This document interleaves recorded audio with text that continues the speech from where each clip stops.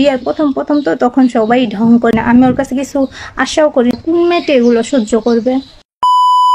তো একটা কথা কি জানেন, রিয়াজ আছে না বেশি ছাড় পেয়ে গেছে বুঝছেন।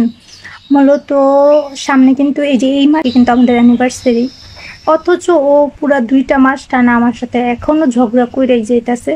তো কি মানা যায় বলেন, আপনারা কোন মেয়েটা এগুলো সহ্য করবে? না, ও যে কাজগুলো করে এগুলো একটু ঠিক করে আপনারা আমাকে বলেন। ও আমার অনুমতি ছাড়া, আমার পারমিশন ছাড়া অটো চালাইতেছেন, ছাইরা দিছি, কিছু বলি না, কিছুদিন কিছু বলছি তারপর চুপ হয়ে গেছি, কারণ আমার বেশি বেজার ভালো লাগতেছে না। এখন প্রায় টানা 1 মাস গেল, আবার একটা মাস শুরু হয়ে গেল, ওর ঝগড়া থামতেছে না।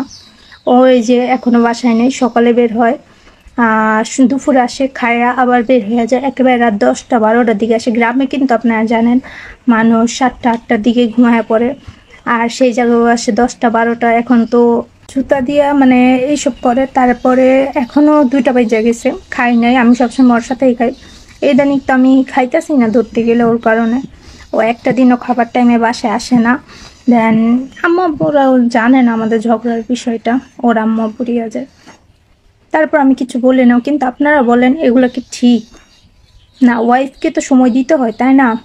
একে তো ও টানা 1.5 মাস আমার সাথে ঝগড়া করে যাইতেছে, সামনে আমাদের অ্যানিভার্সারি, তার কোনো খবরই নেই। ও না, আমি ওর কাছে কিছু আশাও করি না, কারণ আমি জানি ও যে ভুল লাগেছে।